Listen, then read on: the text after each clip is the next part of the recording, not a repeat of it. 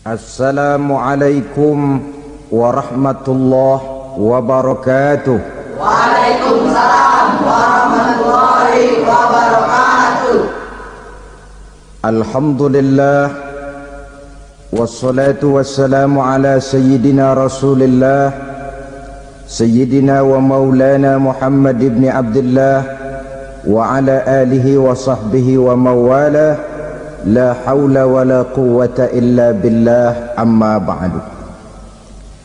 Bapak-bapak, ibu-ibu, saudara-saudara kaum muslimin rahimakumullah. Pada pertemuan yang lalu sudah saya jelaskan bahwa hidup selalu berakhir dengan kematian. Apabila datang kematian menimpa seseorang, datanglah kiamat baginya. Itu yang disebut dengan kiamat kecil. Hakikatnya mati adalah perpindahan dari kehidupan di dunia ini menuju kehidupan di alam barzakh. Menunggu kita di alam barzakh sampai datangnya saat kiamat. Entah 10 tahun, entah 100 tahun, entah 1000 tahun, hanya Allah saja yang maha tahu. Adapun orang-orang beriman yang melakukan amal kebajikan dalam kehidupan di dunia ini, masa penantian yang lama di alam barzakh buat mereka sebentar saja. Tetapi bagi orang-orang kafir yang ingkar, yang tidak beriman kepada Allah, yang hidup di dunia cuma menumpuk-numpuk dosa, tentu penantian di alam barzakh akan merupakan waktu yang sangat lama. Bukankah dalam kehidupan kita waktu itu memang relatif? Contoh misalnya, bagi pemuda-pemudi yang sedang duduk asyik memadu cinta, waktu 4-5 jam saja rasanya cuma 4-5 menit, tenggelam oleh keasikan. Tapi buat orang yang berbaring di rumah sakit, meratap di balik-balik apa itu tembok derita kata lagu, di balik dinding-dinding penjara, sehari bagai seminggu, seminggu rasa sebulan, sebulan boleh jadi rasa setahun. Penantian yang sangat lama. Kapan kiamat itu akan datang? Ini rahasia Allah. Jangankan kita yang orang awam, baginda Nabi sendiri tidak diberitahu oleh Allah kapan kiamat itu akan terjadi. Tetapi sungguh pun demikian, banyak hadis-hadis yang menjelaskan ciri atau tanda-tanda datangnya kiamat. Nah, kalau sudah bicara soal tanda kiamat itu ada dua. Pertama yang disebut alamatus sughra, tanda-tanda kecil. Ini waktunya masih ada tenggang. Ada yang dinamakan alamatul kubra, tanda-tanda besar. Artinya kiamat sudah diambang pintu. Apa tanda-tanda kecil dari datangnya hari kiamat itu?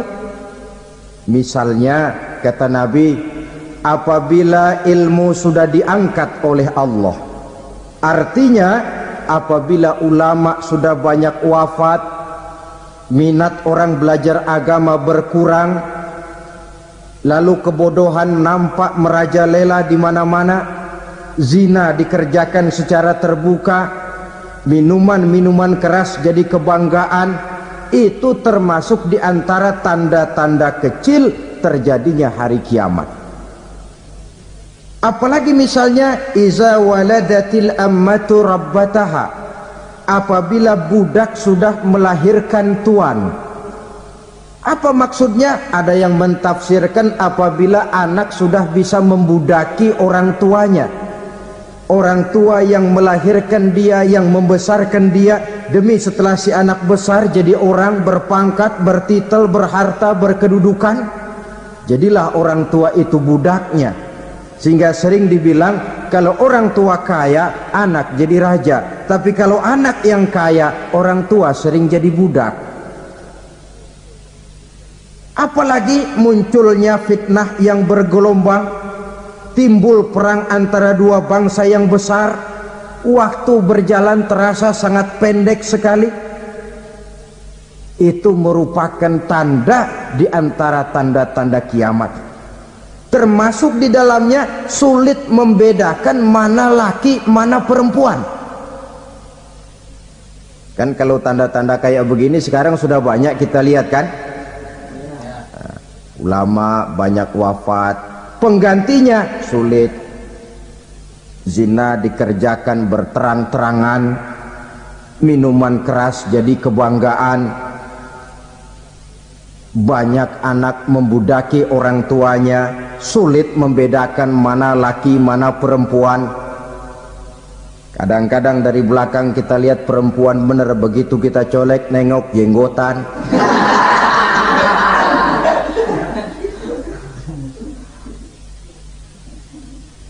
Ini termasuk tanda-tanda kecil, masih ada tenggang sampai akan terjadinya kiamat itu. Nah, yang dimaksud dengan tanda-tanda besar, ini tanda besar artinya kiamat sudah di ambang pintu. Pertama, matahari terbit dari sebelah barat. Apabila matahari sudah terbit dari arah sebelah barat, tertutuplah sudah pintu taubat. Bersabda Nabi kita, la taqumus sa'atu hatta tatlu'a syamsu min maghribiha. Tidak akan datang hari kiamat sampai matahari terbit dari arah sebelah barat. Fa iza tala'at, manakala matahari telah terbit dari arah sebelah barat, wara'ahan nasu, manusia banyak menyaksikan itu, amanu ajma'un, mereka pun lalu beriman. Yang tadinya kafir, yang tadinya ingkar, yang tadinya membangkang, setelah melihat matahari terbit dari sebelah barat, buru-buru beriman, berlomba-lomba mengucap dua kalimat syahadat. Tapi apa yang terjadi? Kata Nabi, wadzalika hina la yanfa'u nafsan imanuha lam takun amanat min qabl. Hari itu adalah hari yang iman sudah tidak berguna lagi bagi seseorang apabila sebelumnya memang dia tidak pernah beriman. Au kasabat fi imaniha khaira, atau beriman tetapi tidak pernah melakukan kebajikan di dalam keimanannya itu. Hari yang sudah kasib, hari yang sudah terlambat, beriman tidak akan ada gunanya lagi. Ini pelajaran buat kita.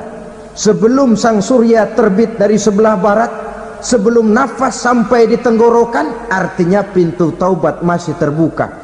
Kalau dua hal itu sudah terwujud, nafas sudah sampai di kerongkongan atau matahari sudah terbit dari arah sebelah barat, tertutuplah sudah pintu taubat. Tak ada lagi gunanya pangkat, jabatan, harta, bahkan beriman pun dalam suasana macam itu too late, kata orang Kulon. Sudah terlambat. Matahari terbit dari arah sebelah barat, itu tanda besar, artinya kiamat sudah di ambang pintu. Lalu apalagi tanda besar? Munculnya Dajjal. Dajjal artinya pendusta-pendusta yang menyesatkan manusia. Ada dua macam Dajjal, saudara. Ada Dajjal kecil, ini Dajjal kelas teri. Kalau ini sejak zaman Rasulullah sudah ada itu, tiap zaman ada. Di zaman Rasulullah misalnya ada yang bernama Aswad al-Unsi dari Yaman, ada yang namanya Musailamah al-Kazzab dari Yamama, ada yang namanya Ibnu Sayyad dari Madinah. Ini dajjal-dajjal di zaman Rasul. Musailamatul Kazzab memproklamirkan diri jadi nabi, dia di zaman Rasul masih hidup. Ini dajjal zaman Nabi. Di zaman sahabat muncul dajjal-dajjal. Di zaman kita sekarang ini dajjal-dajjal pun gentayangan. Dajjal-dajjal kelas teri. Kerjanya mendustakan manusia, menyesatkan manusia, memalingkan manusia dari jalan yang benar dan diridhoi oleh Allah Subhanahu wa taala. Adapun yang merupakan tanda besar dari datangnya kiamat, dajjal-dajjal kelas kakap, pembohong-pembohong besar yang menyesatkan masyarakat manusia berpaling dari jalan Allah mengikuti jalan mereka. Apa sih ciri dajjal itu? Kata Nabi dalam hadis Bukhari Muslim, "Innad dajjala", sesungguhnya yang namanya dajjal itu yakhruju, satu saat akan muncul mendekati hari kiamat.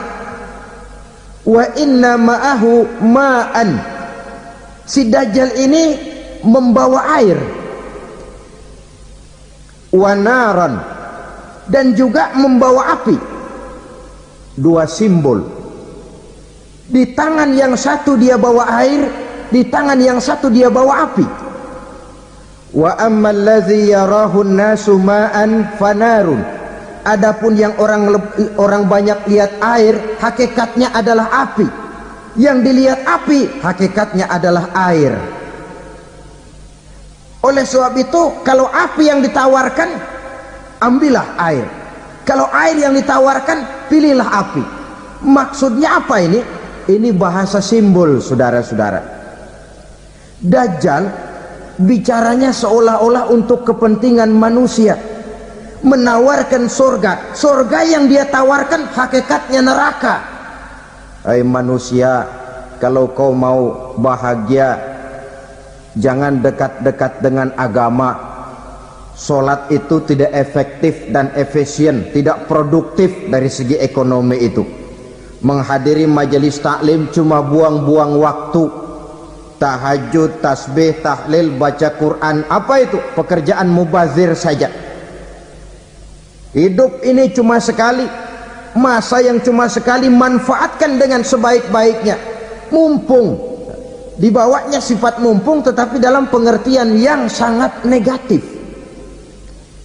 Bicaranya seolah-olah untuk kepentingan manusia, tetapi sebenarnya menjerumuskan manusia. Menawarkan air tapi sebenarnya api, menawarkan api tapi hakikatnya air. Buat apa kamu sholat? Buat apa kamu bayar zakat? Buat apa kamu puasa? Surga yang dicanangkan dajjal hakikatnya neraka. Neraka yang digambarkan dajjal pada dasarnya adalah surga. Jadi memutarbalikkan fakta itu kerjaan dajjal. Yang hak jadi batil, yang batil dibilang hak, yang benar jadi salah, yang salah malah jadi benar. Tuntunan disuruh jadi tontonan, tontonan malah menjadi tuntunan. Itu pekerjaan dajjal profesinya. Zamannya Nabi Adam, dajjalnya kan iblis. Betul? Betul. Apa sih rayuan iblis itu? Allah setelah menciptakan Nabi Adam kan bilang, Adam, kau dan istrimu Hawa tinggal di surga ini. Seluruh fasilitas yang ada di surga persilahkan kau nikmati. Satu yang tidak boleh, jangan coba-coba dekati pohon khuldi. Dekat saja jangan, apalagi sampai memetiknya. Datang dajjal yang namanya iblis ini. Adam, kamu tahu nggak kenapa tidak boleh makan buah khuldi? Ya nggak tahu, pokoknya saya dilarang. Bodoh kamu Dam. Khuldun artinya kekal. Kalau kamu makan itu buah, kau akan kekal di surga buat selamanya. Allah tidak kepengen, maka dilarang kamu makan buah khuldi. Kalau kau ingin kekal di surga Adam, makan saja. Saya bicara begini ini untuk kepentingan kamu Adam. Ini kan ciri-ciri Dajjal. Bicaranya sih seolah-olah untuk kepentingan Nabi Adam, hakikat sebenarnya menjerumuskan Nabi Adam supaya ingkar dan melanggar larangan dari Allah Subhanahu wa ta'ala. Jadi setelah muncul Dajjal, timbul kekacauan-kekacauan di masyarakat. Banyak yang terpengaruh, terpedaya dan terpesona, termasuk mereka yang memproklamirkan diri jadi nabi, mereka yang memproklamirkan diri jadi rasul di zaman sesudah Rasulullah wafat. Itu adalah Dajjal. Maka saya ingatkan, kalau di zaman kita sekarang ini ada orang ngaku jadi nabi, ada orang ngaku jadi rasul, biar bahasa Arabnya kental, Quran hafal, hadis ribuan hadis hafal, biar pakai serban sampai menyengser ke tanah, bahasa Arabnya fasih, tapi dia mengaku jadi nabi, jadi rasul. Kita umat Islam wajib tidak percaya, wajib untuk tidak percaya. Itulah Dajjal zaman kita sekarang ini. Tidak mustahil mereka datang mempengaruhi orang-orang awam supaya berpaling dari Rasulullah, mengikuti mereka. Nah, di akhir zaman nanti, mendekati hari kiamat, Dajjal ini muncul, Dajjal kelas kakap, menyesatkan masyarakat manusia untuk berpaling dari Islam, mengikuti seruan mereka. Apalagi di antara datangnya kiamat itu, tanda yang besar itu, turunnya Nabiullah Isa Al-Masih, putra Maryam. Menurut berbagai hadis yang sahih, Nabi Isa Al-Masih nanti akan turun lagi, tidak membawa risalah yang baru, tapi meluruskan risalah Islam ini yang telah banyak ditinggalkan oleh masyarakat. Bahkan ada hadis menjelaskan beliau akan membunuh Nabi, mematahkan kayu-kayu salib, lalu melaksanakan haji dan umrah mengikuti syariat Nabi Muhammad, bukan membawa agama baru, menjadi semacam mujaddid, reformer, menyelamatkan manusia dari bisikan Dajjal. Bahkan ada riwayat yang menjelaskan bahwa Nabi Isa berhasil mengalahkan Dajjal, mengembalikan masyarakat manusia kembali kepada ajaran Islam yang datang dari Allah, dibawa oleh Rasulullah sallallahu alaihi wasallam. Dengan kata lain, turunnya Nabi Isa bukan sebagai nabi dan rasul baru, tetapi mengikuti syariat Nabi kita Muhammad sallallahu alaihi wasallam. Saudara hadirin, ibu-ibu hadirat yang saya hormati, kemudian apalagi di antara tanda-tanda besar akan datangnya kiamat itu? Keluarnya asap atau awan. Kata Nabi, inna min asrati sa'ah dukhanan yamla'u ma bainal masyriqi wal maghrib. Di antara tanda-tanda kiamat, munculnya awan atau asap yang memenuhi antara langit dan bumi. Ini pun diperkuat dalam surah Ad-Dukhan ayat 10, fartaqib yauma ta'tis sama' bidukhanin mubin fayughshan nas hadza azabun alim. Bagi orang-orang yang beriman, mereka biasa-biasa saja, tapi bagi orang kufur, datangnya asap dan awan ini merupakan azab yang kelewat pedih. Barangkali sedikit mendekati gambaran tentang azab yang pedih ini, saya ingatkan alam pikiran kita kepada peristiwa yang belum lama terjadi.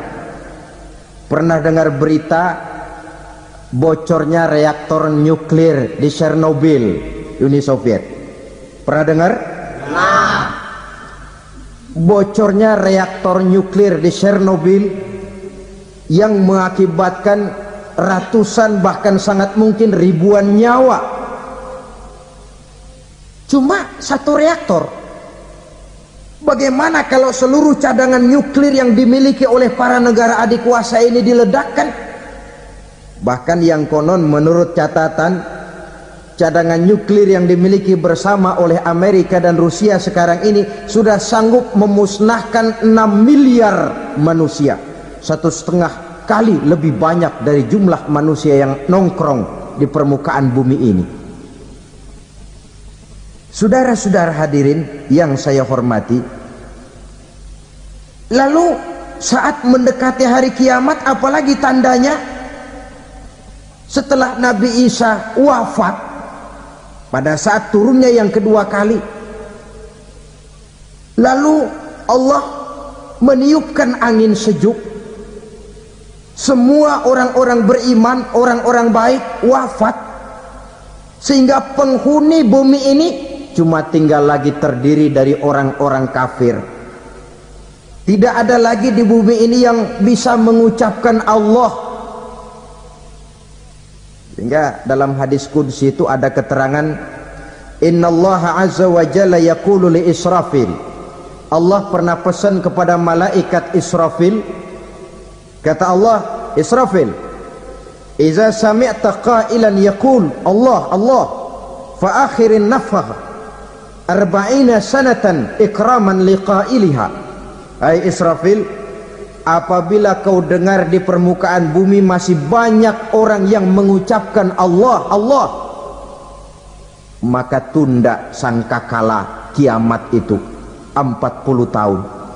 Untuk apa? Ikraman liqailiha, menghormati orang yang mengucapkan Allah Allah itu. Wah, jadi karena sekarang masih banyak yang mengucapkan Allah, besar hatilah kita, masih jauh kiamat itu.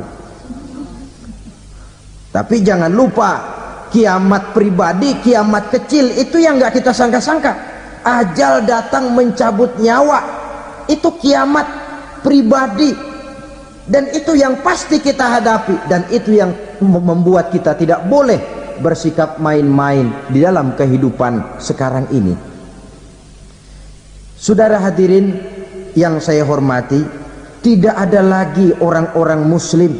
Seluruh penduduk dunia ini kafir. Lalu terciptalah struktur sosial yang berlandaskan prinsip hidup semau gue.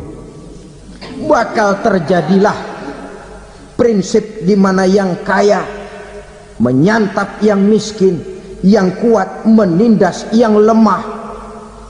Hidup sudah bagaikan di rimba belantara, berlaku hukum rimba, siapa yang kuat dia yang menang, siapa yang lemah menjadi mangsa. Timbul kekacauan, maksiat merajalela, munkarat menjadi-jadi, sehingga isi bumi ini penuh dengan segala macam perbuatan dosa. Tidak ada perlunya lagi alam diperpanjang temponya. Datang saat yang sudah dijanjikan oleh Allah Azza wa Jalla, maka terjadilah yang disebut kiamat kubra, kiamat besar, kiamat hancur-hancuran. Bagaimana kejadian ini dimulai? Dalam surah Az-Zumar ayat 68, Allah Subhanahu wa taala berfirman, wa nufikha fis suri fasa'iqa man fis samawati wa man fil ardi illa man sya'allahu. Maka manakala ditiuplah sangkakala, terkejutlah seluruh yang ada di langit dan seluruh yang ada di bumi. Bila saat kiamat datang, Allah perintah malaikat Israfil, Israfil, tiup sangkakalamu. Ditiuplah sangkakala oleh malaikat Israfil. Yang akibat daripada tiupan itu, seluruh yang ada di langit, seluruh yang ada di permukaan bumi terkejut. Yang ada di langit siapa? Malaikat kan. Bayangin aja kalau malaikat kaget, apalagi kita. Terkejut seluruh makhluk yang ada di bumi, yang ada di langit mendengar suara sangkakala itu. Bunyinya tidak sanggup kita bayangkan dahsyatnya. ledakan nuklir, ledakan neutron, belum apa-apa ketimbang bunyi sangkakala malaikat Israfil ini. Nah, lalu mendengar bunyi sangkakala ini, gemparlah makhluk, kacaulah alam. Bumi gempa, planet-planet bertabrakan, gunung meletus, air laut tumpah ke darat, angin topan bertiup, halilintar menyambar, lalu semua yang bernama hidup mati total. Mati bareng tanpa persiapan. La haula wala quwata illa billah. Saya kadang-kadang dalam tafakur bermohon, ya Allah, mudah-mudahan saya enggak nemuin kiamat beneran. Ngeri. Enggak bisa kita bayangkan macam apa suasana seperti itu. Allah saja banyak memberikan gambaran, misalnya Al-Qari'ah, wa mal qari'ah, wa ma adraka mal qari'ah. Kejadian yang menggemparkan. Tahukah kamu apa kejadian yang menggemparkan itu? Yauma yakunun nasu kal farasil mabsus wa takunul jibalu kal ihnil manfus. Pada saat itu manusia berterbangan bagai kupu-kupu, gunung berterbangan seperti kapas ditiup angin. Gunung saja macam kapas, konon lagi manusia. Kematian total, mulai semut sampai gajah mati, jin mati, iblis mati, malaikat mati. Oh, malaikat saja mati. Saudara hadirin yang saya hormati, kematian total yang tanpa persiapan. Orang bilang, Pak, kalau mati bareng begitu yang repot malaikat maut dong ya, cabut sana, cabut sini. Itu kalau menurut logika kita, mestinya begitu menurut logika. Tapi logika juga yang bilang nggak perlu serepot itu, sebab untuk mematikan listrik di wilayah DKI, di wilayah Jakarta, nggak perlu tiap rumah didatengin matiin, ya lama. Cukup dari kantor pusatnya saja PLN, tekan satu tombol, gelaplah seluruh Jakarta. Saudara hadirin yang saya hormati, kematian total. Lalu setelah kematian total, planet-planet juga mati, dalam arti tidak bergerak dan beredar. Angin mati, dalam arti tidak bertiup. Air mati, dalam arti tidak ada riak gelombang. Pokoknya semua mati. Kullu nafsin za'iqatul maut, semua yang bernafas mati. Dalam ayat lain, kullu man 'alaiha fan, semua yang ada di permukaan bumi fana. Yang kekal cuma Allah Subhanahu wa ta'ala. Yang paling belakang mati malaikat maut dan malaikat Israfil. Tapi mati juga sesuai dengan janji Allah. Menurut hadis Bukhari Muslim dari Abi Hurairah, masa tenggang waktu antara kematian total pada tiupan sangkakala pertama dengan proses kebangkitan pada tiupan sangkakala kedua 40 lamanya. Tidak dijelaskan oleh Abi Hurairah 40 jam, apa 40 hari, apa 40 tahun. Hadis-hadis cuma menyebutkan 40 saja. Sunyi alam, yang tinggal cuma Allah saja lagi. Ketika itu Allah berseru-seru, katanya, limanil mulkul yauma, siapa para penguasa hari ini? Mana itu raja-raja dan penguasa yang dulu mengaku jadi Tuhan? Fir'aun, mana Fir'aun sekarang? Yang dulu jadi raja, merasa berhasil, sombong, lalu tidak mau turun-turun dari kekuasaannya. sampai kepada puncak kekurang ajarannya mengangkat diri jadi Tuhan. Mana itu Fir'aun? Namrus, mana sekarang Namrus? La ilaha illa ana, ternyata tidak ada Tuhan lain selain daripada aku, kata Allah. Proses kemudian, saudara-saudara, turunlah hujan dari langit. 40 lamanya hujan itu, tidak jelas juga 40 jam apa 40 hari. Setelah air turun membasahi, datanglah tiupan sangkakala yang kedua. Semua yang bernama mati bangkit dari kuburnya masing-masing. Ini yang disebut Yaumul Ba'thi, hari kebangkitan. Allahu Akbar. Pada saat kita bangkit dari kubur kita masing-masing, kumpul di padang mahsyar namanya.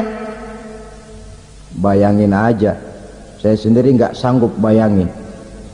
Manusia sejak zaman Adam sampai zaman kiamat kumpul bareng di tempat sama. Berapa banyaknya itu?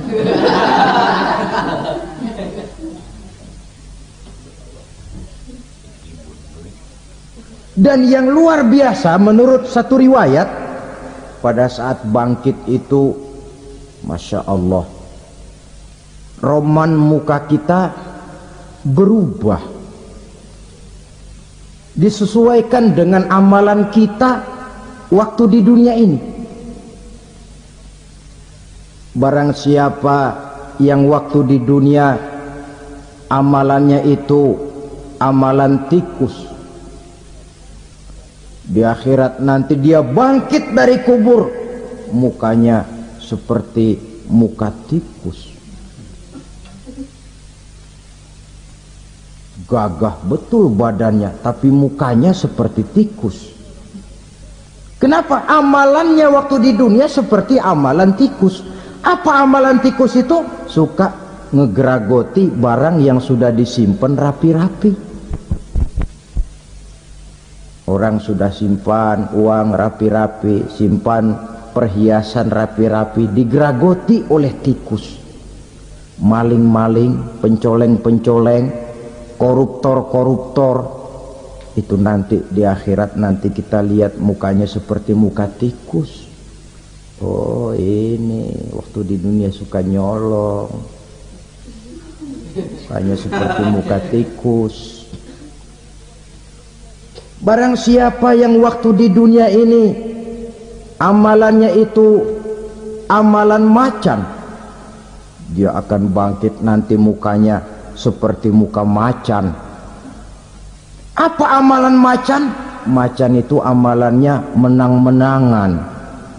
Orang yang mau menang saja nggak mau mengalah. Coba lihat di hutan, kenal hutan nggak? Di hutan, raja hutan di mana-mana pasti macan, betul kan? Betul. Padahal hutan belum pernah bikin pemilihan umum.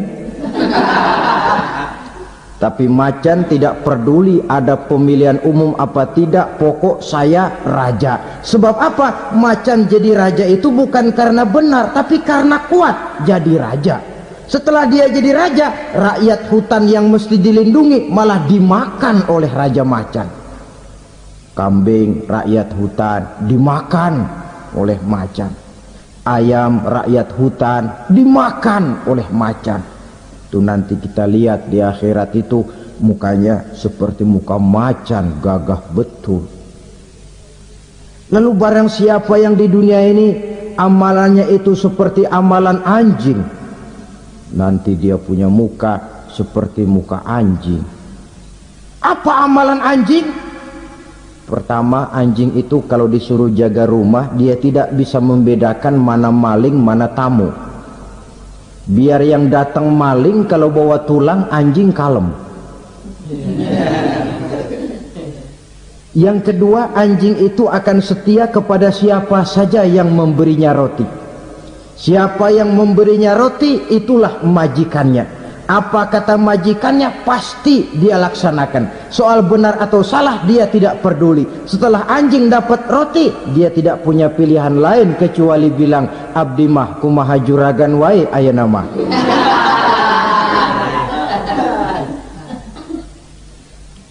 Saudara hadirin yang saya hormati, berkumpul di padang mahsyar, tiap orang sibuk dengan persoalannya masing-masing. Matahari waktu itu didekatkan oleh Allah, panas luar biasa. Ada yang saking panasnya itu mencucurkan peluh keringat sampai sebatas mata kakinya. Ada yang keringatnya sampai sedengkulnya, ada yang keringatnya sampai sepusatnya, ada yang keringatnya mengalir sampai sebahunya, ada yang kelelap oleh keringatnya sendiri, sementara orang di sampingnya nggak apa-apa. Bergantung lagi amalan dia waktu di dunia ini. Saudara-saudara, sebagian orang dalam kepanikan padang mahsyar berombong-rombong datang mereka menghadap Nabi Adam. Ya Adam, anta abal bashar. Hai Adam, Tuhan adalah bapak moyang manusia. Kami sebentar lagi akan disidang, dimintakan pertanggungan jawab. Tolonglah kami, hai Adam. Kata Nabi Adam, jangankan nolongin sampean, saya sendiri tanggung jawab di hadapan Allah. Ketika dulu tidak boleh makan khuldi, saya serobot. Sudahlah, urus diri masing-masing saja, nafsi. Begitu kata Nabi Nuh, begitu kata Nabi Ibrahim. Tiap orang bertanggung jawab sendiri-sendiri. Ketika itulah saudara-saudara, nikmatnya menjadi umat Nabi besar Muhammad sallallahu alaihi wasallam. Sebab apa? Walaupun menurut abjad kita ini umat paling belakang, kan paling belakang kita ini toh, karena Nabi Muhammad adalah Nabi akhir, tapi akan dihisap lebih dulu, lewat di atas sirat lebih dulu, masuk surga lebih dahulu ketimbang umat-umat belakangan. Ketika Rasul mendekati ajal, beliau tanyakan itu kepada malaikat Jibril. Malaikat Jibril berkata, Muhammad jangan khawatir, Allah sudah berjanji, inni haramtul jannata ala sairil anbiya hatta tadkhulaha anta, wa haramtuha ala sairil umami hatta tadkhulaha ummatuka. Surga aku haramkan buat seluruh nabi kecuali kalau engkau Muhammad sudah masuk ke dalamnya, dan surga aku haramkan buat seluruh umat kecuali kalau umatmu Muhammad sudah masuk ke dalamnya. Logikanya, walaupun menurut abjad kita umat paling belakang, bakal dihisap paling dulu, lewat di atas sirat paling dulu, masuk surga paling dulu, kalau mampir ke neraka juga paling dulu. Ya resiko. Jangan mau enaknya aja paling dulu. Saudara hadirin yang saya hormati, setelah masa kebangkitan itu jangan dikira begitu bangkit langsung diperiksa, masih menunggu menanti ribuan tahun perhitungan padang mahsyar untuk sampai kepada proses yang disebut yaumul hisab, hari perhitungan. Seorang demi seorang bakal dipanggil. Bayangkan saja, kita se-RT saja di absen kadang-kadang perlu waktu lama. Ini manusia sejak zaman Nabi Adam sampai datang hari kiamat, satu demi satu disidang di hadapan Qadhi Rabbul Jalil. Status sosial copot sudah waktu itu. Yang pernah jadi hartawan di situ tidak lagi kelihatan kehartawanannya. Yang pernah jadi jenderal tidak lagi dipanggil jenderalnya. Yang ustadz tidak lagi dipanggil al-mukarramnya. Seluruh status sosial selesai. Dipanggillah kita seorang demi seorang menghadap Qadhi Rabbul Jalil. Bagaimana proses penghisaban itu? Pertama, proses tanya jawab. Di antaranya ada hadis menyatakan lan tazula qadama 'abdin yaumal qiyamah hatta yus'ala an arba'i khisalin. Besok di hari kiamat tidak akan bergeser telapak kaki seorang hamba sampai dia ditanya lebih dulu tentang 4 persoalan. Tentang ilmunya, kemana ilmu itu diamalkan. Tentang umurnya, di mana umur itu dihabiskan. Tentang masa mudanya, kemana masa muda itu dipakai. Tentang hartanya, dari mana harta itu didapat dan kemana harta itu dibelanjakan. Ini termasuk proses tanya jawab. Jadi kalau istilah pengadilan dunia, nama Fulan bin Fulan. Kamu waktu di dunia diberikan umur panjang untuk apa? Pernah mengalami masa muda, kemana kau habiskan masa remajamu? Kau diamanahkan ilmu, dengan apa ilmumu kau amalkan? Kau diberikan harta, dari mana harta kau dapat, kemana kau belanjakan? Tak seorang pun yang bisa mungkir.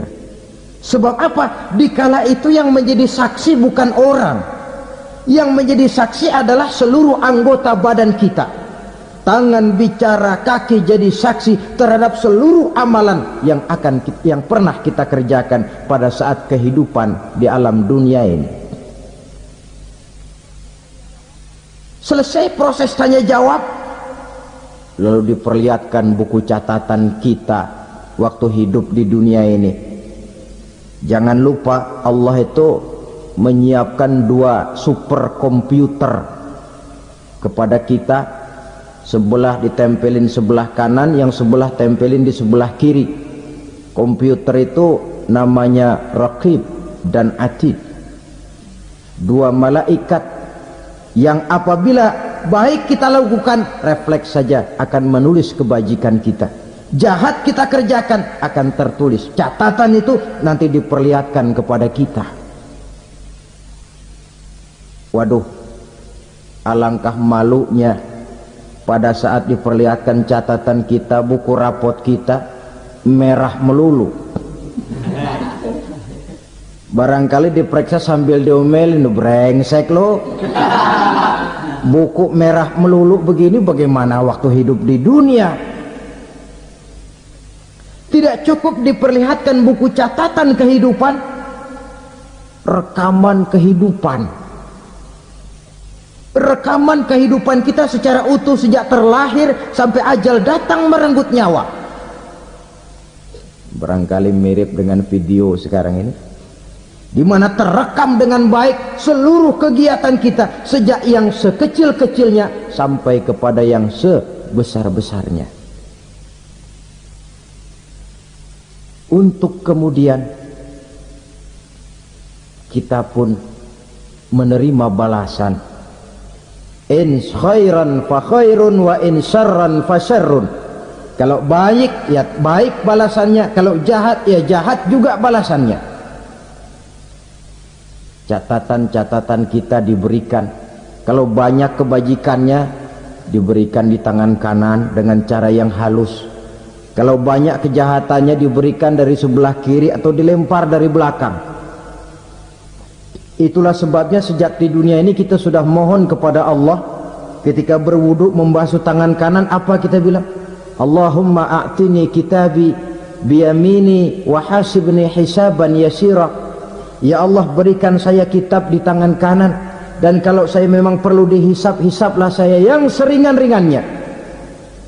Tangan kiri berlindung kita kepada Allah, jangan sampai diberikan kitab di tangan kiri atau dari arah sebelah belakang. Wa a'udzubika an tu'tiya kitabi bishimali aw min wara'i zuhri, dari arah sebelah belakang. Na'udzubillah min dzalik. Setelah selesai lewat proses penghisaban, lewat mizan, timbangan, maka yang sudah selesai dihisab itu bergeraklah menuju sirat, jembatan yang terbentang menuju surga melalui neraka. Saudara-saudara, panjangnya perjalanan sirat itu memakan waktu ratusan tahun. Tetapi orang yang lewat di atas sirat pun macam-macam, bergantung amalannya ketika di dunia ini. Ada yang lewat di atas sirat itu kal barkil khatib, seperti kilat yang menyambar, lep, sudah sampai dia di surga. Cepat bukan main. Ada yang lewat di atas sirat itu seperti orang lari-lari. Ada yang lewat di atas sirat itu seperti orang jalan biasa. Ada yang sambil merangkak, ada yang sambil ngesor, ada yang sambil gelayutan, ada yang selamat sampai ke ujung ke surga, ada yang tergelincir jatuh masuk ke dalam neraka, bergantung amalannya dalam kehidupan di dunia sekarang ini. Tiap kita akan melewati yang namanya sirat ini. Saudara-saudara kaum muslimin yang saya hormati, dengan demikian mereka yang selamat melalui sirat sampai ke terminal akhir surga, mereka yang ketika dihisab ternyata banyak kejahatannya daripada kebaikannya, mereka singgah di dalam neraka. Nah, adapun orang-orang yang beriman menurut ayat Quran dan hadis Nabi itu nanti ada bermacam-macam. Ada orang beriman itu yang dimasukkan surga. Ada orang beriman itu yang dimasukkan ke dalam surga. Ada orang beriman itu yang disebut penduduk surga. Kenapa lain-lain, Pak? Karena waktu di dunia amalannya juga lain-lain. Ada orang beriman yang masuk surga. Ini paling murah tiketnya. Mau masuk surga? Kata Nabi begini, ma min abdin qala la ilaha illallah thumma mata ala dhalik illa dakhala al-jannah. Kalau seorang hamba sudah mengucap dua kalimat syahadat, dia yakin dengan kebenaran kalimat itu sampai matinya, orang itu akan masuk surga. Abi Dzar yang waktu itu diajak bicara heran, ya Rasul kok gampang betul? Iya, walaupun orang itu mencuri, iya, walaupun orang itu berzina, iya. Biar dia mencuri, biar dia berzina, kalau dia sudah mengucap dua kalimat syahadat, dia yakin dengan kebenaran kalimat itu sampai matinya, itu orang akan masuk surga. Jadi masuk surga cukup dua kalimat syahadat, yakin sampai mati, masuk surga. Itu perkara masuk. Tapi kalau pertanyaannya diterusin, masuknya kapan, Pak? Nah, ini lain lagi urusannya. Sebab ada yang masuknya itu langsung, ada yang mampir dulu. Di sana tempat cuma dua, kalau tidak surga, neraka. Mau ke surga tapi mampir dulu, yang mampirnya jelas di neraka. Kenapa? Dalam hadis qudsi ada riwayat, nanti itu di akhirat, setelah Allah selesai mengatur penduduk surga masuk surga, yang neraka masuk neraka, Allah berkata kepada malaikat Malik, malaikat Malik, labaik ya Allah, itu bajingan-bajingan tengik, manusia-manusia durjana yang waktu di dunia tidak mau sujud, jauh dari ulama, gemar melakukan yang munkarat dan maksiat, hidup di tengah masyarakat selalu jadi bibit keonaran, kufur, sudah masuk neraka semua. Sudah ya Allah. Nah, kalau sudah, coba sekarang kamu masuk, Malik. Saya, iya, masuk neraka. Mau apa ya Allah? Kata Allah, akhriju minan nar man kana fi qalbihi misqala habatin min khardalin min iman. Kau masuk neraka, cari di dalam neraka orang-orang yang ada imannya walaupun kecil sebesar biji zarah, angkat mereka keluar. Masuk malaikat Malik ke neraka, cari orang yang ada imannya, korek-korek. Ya repot, udah pada gosong.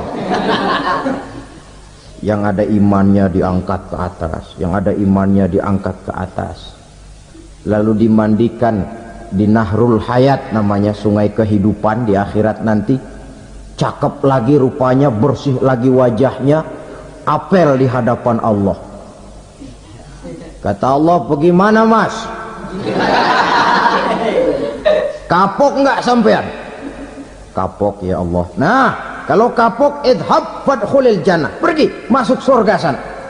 Berangkat mereka ke surga, ketemu sama teman-temannya yang udah sampai lebih dulu, yang nggak pakai mampir lagi. Terjadi dialog. Kata teman-temannya yang udah pada nyampe duluan, mas, iya, emang baru sampai? Saya baru sampai. Memang mampir di mana dulu mas? Kita sudah lama sampai di surga. Saudara buka surah Al-Muddatsir ayat 34-35. Masalakakum fis saqar? Kenapa kamu mampir di neraka Saqar? Qalu lam nakum minal musallin. Mereka menjawab, kami mampir di neraka Saqar mas, gara-gara dulunya kami waktu di dunia ndak pernah sholat. Ndak pernah sholat? Ndak pernah. Karena rumahnya dekat masjid, cuma dekat doang mas. Sholat mah enggak saya. Enggak pernah ngasih makan fakir miskin, enggak pernah hadir di majelis taklim, pendeknya enggak pernah melakukan kebajikan. Maka saya pun mampir di neraka Saqar. Untung betul saya punya iman mas, sedikit. Waktu hidup di dunia dulu saya pernah mengucap 2 kalimat syahadat. Sekali-kalinya waktu mau kawin. Masya Allah. Untung saja kawin, kalau nggak kawin polos.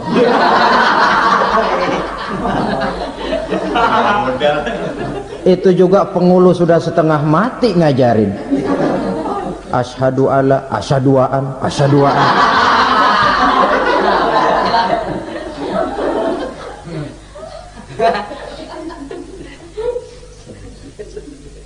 Ini namanya masuk surga, ada mampir dulu. Ada pula orang mukmin itu yang dimasukkan surga. Namanya dimasukkan kan terima beres.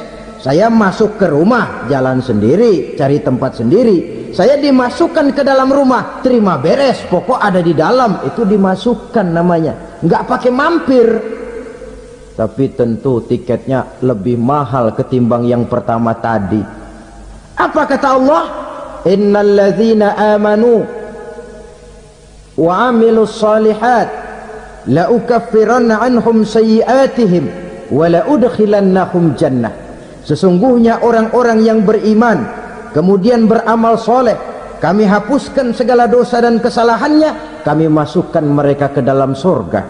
Lihat ayatnya, Allah yang memasukkan, kita yang dimasukkan. Tidak pakai transit, tidak usah mampir. Cuma tidak cukup syahadat, tidak cukup amanu, tapi diiringi dengan wa'amilus salih. Iman, amal. Tidak cukup syahadat, lalu dibuktikan dia sholat, dia zakat, puasa, lalu dia melakukan berbagai macam kebajikan. Ini yang menyebabkan dia tidak pakai mampir di tempat yang bernama Saqar.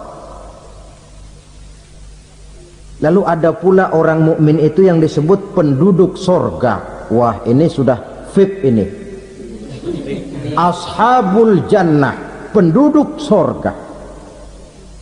Siapa mereka? Kata Allah, innal ladzina amanu summa istaqamu fala khaufun 'alaihim wala hum yahzanun ulaika ashabul jannah hum fiha khalidun. Sesungguhnya orang-orang yang beriman lalu istiqamah, tetap dalam melaksanakan perintah Allah, tidak goyah, tidak labil tapi stabil, istiqamah, mereka tidak takut dan tidak bersedih hati. Merekalah penduduk surga. Iman, istiqamah.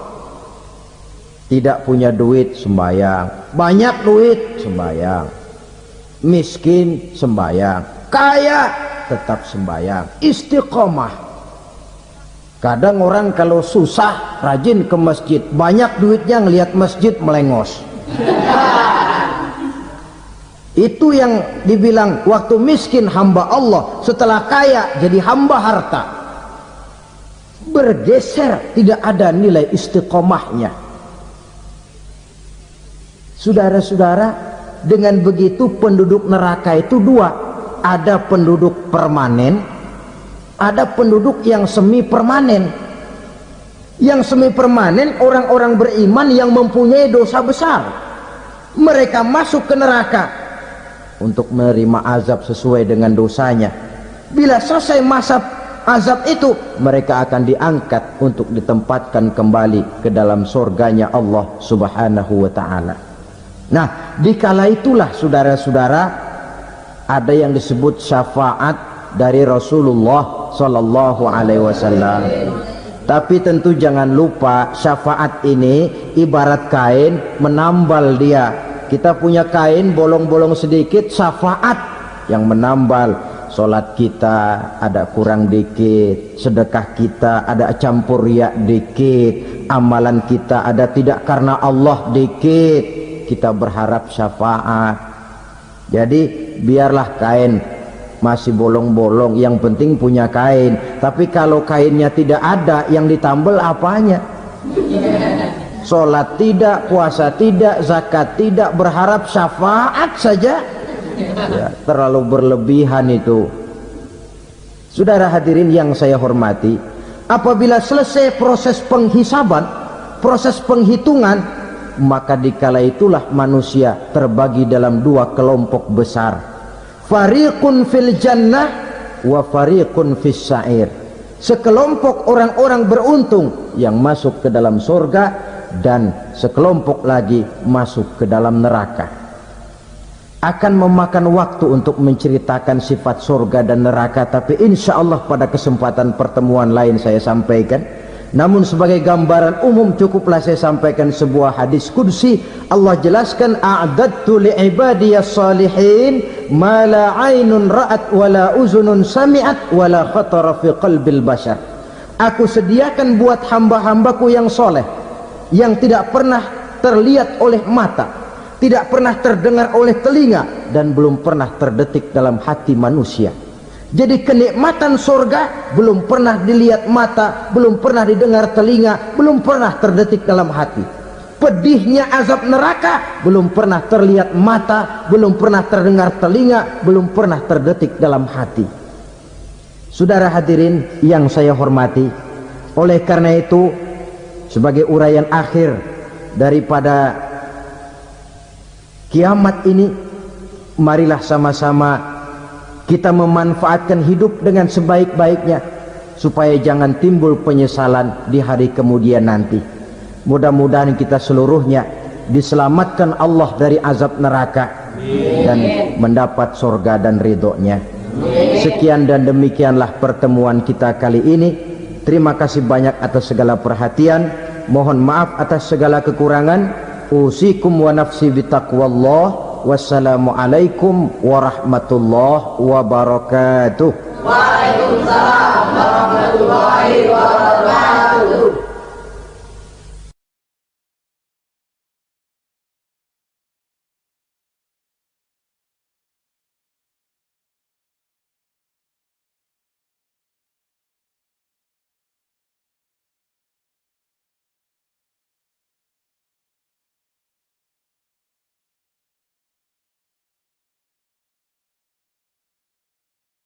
Assalamualaikum warahmatullahi wabarakatuh.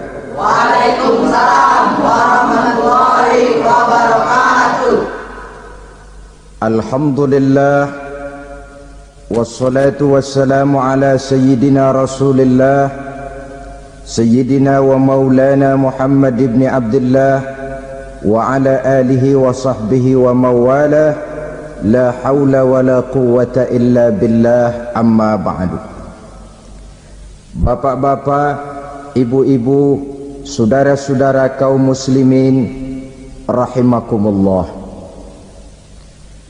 Pada pertemuan yang lalu sudah saya jelaskan bahwa hidup selalu berakhir dengan kematian.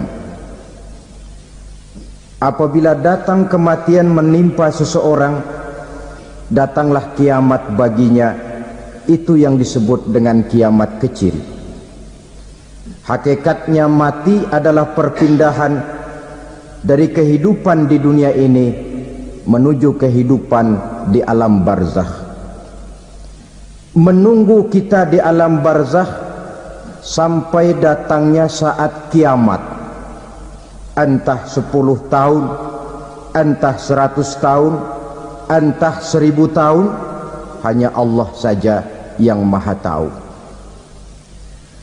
Adapun orang-orang beriman yang melakukan amal kebajikan dalam kehidupan di dunia ini, masa penantian yang lama di alam barzakh buat mereka sebentar saja.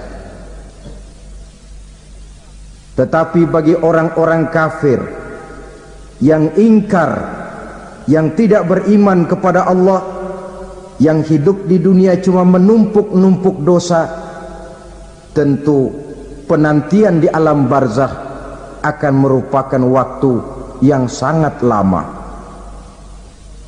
Bukankah dalam kehidupan kita waktu itu memang relatif? Contoh misalnya, bagi pemuda-pemudi yang sedang duduk asyik memadu cinta,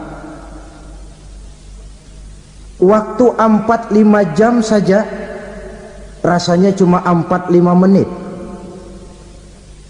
tenggelam oleh keasikan.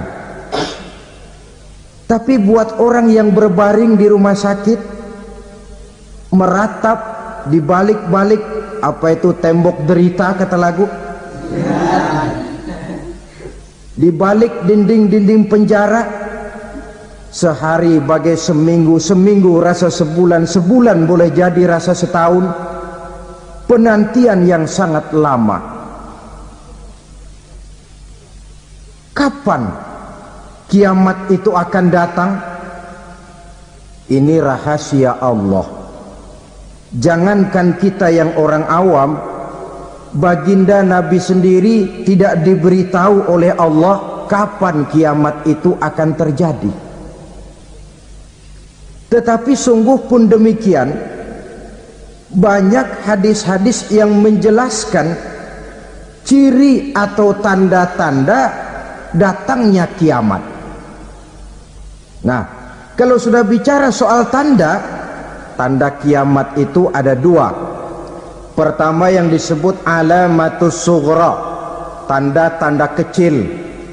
Ini waktunya masih ada tenggang. Ada yang dinamakan alamatul kubra, tanda-tanda besar. Artinya kiamat sudah diambang pintu. Apa tanda-tanda kecil dari datangnya hari kiamat itu? Misalnya kata Nabi, apabila ilmu sudah diangkat oleh Allah, artinya apabila ulama sudah banyak wafat, minat orang belajar agama berkurang, lalu kebodohan nampak merajalela di mana-mana, zina dikerjakan secara terbuka, minuman-minuman keras jadi kebanggaan, itu termasuk di antara tanda-tanda kecil terjadinya hari kiamat. Apalagi misalnya iza waladatil ammatu rabbataha, apabila budak sudah melahirkan tuan. Apa maksudnya? Ada yang mentafsirkan apabila anak sudah bisa membudaki orang tuanya. Orang tua yang melahirkan dia, yang membesarkan dia, demi setelah si anak besar jadi orang berpangkat, bertitel, berharta, berkedudukan, jadilah orang tua itu budaknya. Sehingga sering dibilang kalau orang tua kaya, anak jadi raja. Tapi kalau anak yang kaya, orang tua sering jadi budak. Apalagi munculnya fitnah yang bergelombang, timbul perang antara dua bangsa yang besar, waktu berjalan terasa sangat pendek sekali. Itu merupakan tanda di antara tanda-tanda kiamat.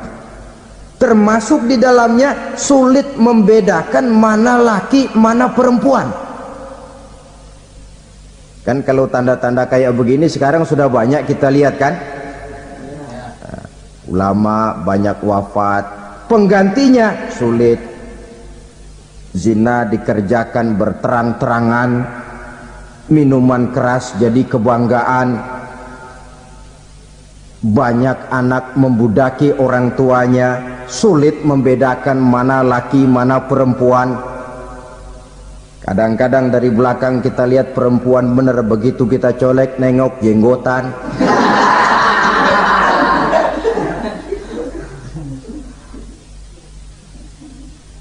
Ini termasuk tanda-tanda kecil, masih ada tenggang sampai akan terjadinya kiamat itu. Nah, yang dimaksud dengan tanda-tanda besar, ini tanda besar artinya kiamat sudah di ambang pintu. Pertama, matahari terbit dari sebelah barat. Apabila matahari sudah terbit dari arah sebelah barat, tertutuplah sudah pintu taubat. Bersabda Nabi kita, la taqumus sa'atu hatta tatlu'a syamsu min maghribiha. Tidak akan datang hari kiamat sampai matahari terbit dari arah sebelah barat.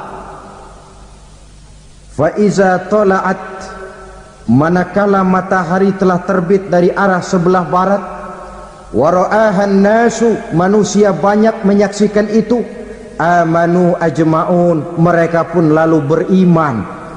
Yang tadinya kafir, yang tadinya ingkar, yang tadinya membangkang, setelah melihat matahari terbit dari sebelah barat, buru-buru beriman, berlomba-lomba mengucap dua kalimat syahadat. Tapi apa yang terjadi? Kata Nabi, wadzalika hina la yanfa'u nafsan imanuha lam takun amanat min qabl. Hari itu adalah hari yang iman sudah tidak berguna lagi bagi seseorang apabila sebelumnya memang dia tidak pernah beriman. Au kasabat fi imaniha khaira, atau beriman tetapi tidak pernah melakukan kebajikan di dalam keimanannya itu. Hari yang sudah kasib, hari yang sudah terlambat, beriman tidak akan ada gunanya lagi. Ini pelajaran buat kita. Sebelum sang surya terbit dari sebelah barat, sebelum nafas sampai di tenggorokan, artinya pintu taubat masih terbuka. Kalau dua hal itu sudah terwujud, nafas sudah sampai di kerongkongan atau matahari sudah terbit dari arah sebelah barat, tertutuplah sudah pintu taubat. Tak ada lagi gunanya pangkat, jabatan, harta, bahkan beriman pun dalam suasana macam itu too late, kata orang Kulon. Sudah terlambat. Matahari terbit dari arah sebelah barat, itu tanda besar, artinya kiamat sudah di ambang pintu. Lalu apalagi tanda besar? Munculnya Dajjal. Dajjal artinya pendusta-pendusta yang menyesatkan manusia. Ada dua macam Dajjal, saudara. Ada Dajjal kecil, ini Dajjal kelas teri. Kalau ini sejak zaman Rasulullah sudah ada itu, tiap zaman ada. Di zaman Rasulullah misalnya ada yang bernama Aswad al-Unsi dari Yaman, ada yang namanya Musailamah al-Kazzab dari Yamamah, ada yang namanya Ibnu Sayyad dari Madinah. Ini Dajjal di zaman Rasul. Musailamatul Kazzab memproklamirkan diri jadi nabi, dia di zaman Rasul masih hidup. Ini Dajjal zaman Nabi. Di zaman sahabat muncul Dajjal. Di zaman kita sekarang ini Dajjal pun gentayangan. Dajjal kelas teri. kerjanya mendustakan manusia, menyesatkan manusia, memalingkan manusia dari jalan yang benar dan diridhoi oleh Allah Subhanahu wa ta'ala. Adapun yang merupakan tanda besar dari datangnya kiamat, dajjal-dajjal kelas kakap, pembohong-pembohong besar yang menyesatkan masyarakat manusia berpaling dari jalan Allah mengikuti jalan mereka. Apa sih ciri dajjal itu? Kata Nabi dalam hadis Bukhari Muslim, inna dajjala, sesungguhnya yang namanya dajjal itu yakhruju, satu saat akan muncul mendekati hari kiamat. Wa inna ma'ahu ma'an, si dajjal ini membawa air, wa naran, dan juga membawa api. Dua simbol, di tangan yang satu dia bawa air, di tangan yang satu dia bawa api. Wa ammal ladzi yarahu an-nasu ma'an fanarun, adapun yang orang banyak lihat air, hakikatnya adalah api. Yang dilihat api, hakikatnya adalah air. Oleh sebab itu, kalau api yang ditawarkan, ambillah air. Kalau air yang ditawarkan, pilihlah api. Maksudnya apa ini? Ini bahasa simbol, saudara-saudara. Dajjal bicaranya seolah-olah untuk kepentingan manusia, menawarkan surga. Surga yang dia tawarkan hakikatnya neraka. Hai manusia, kalau kau mau bahagia, jangan dekat-dekat dengan agama. Solat itu tidak efektif dan efisien, tidak produktif dari segi ekonomi itu. Menghadiri majelis taklim cuma buang-buang waktu. Tahajud, tasbih, tahlil, baca Quran, apa itu? Pekerjaan mubazir saja. Hidup ini cuma sekali, masa yang cuma sekali, manfaatkan dengan sebaik-baiknya. Mumpung, dibawanya sifat mumpung tetapi dalam pengertian yang sangat negatif. Bicaranya seolah-olah untuk kepentingan manusia, tetapi sebenarnya menjerumuskan manusia. Menawarkan air tapi sebenarnya api, menawarkan api tapi hakikatnya air. Buat apa kamu sholat? Buat apa kamu bayar zakat? Buat apa kamu puasa? Surga yang dicanangkan dajjal hakikatnya neraka. Neraka yang digambarkan dajjal pada dasarnya adalah surga. Jadi memutarbalikkan fakta itu kerjaan dajjal. Yang hak jadi batil, yang batil dibilang hak, yang benar jadi salah, yang salah malah jadi benar. Tuntunan disuruh jadi tontonan, tontonan malah menjadi tuntunan.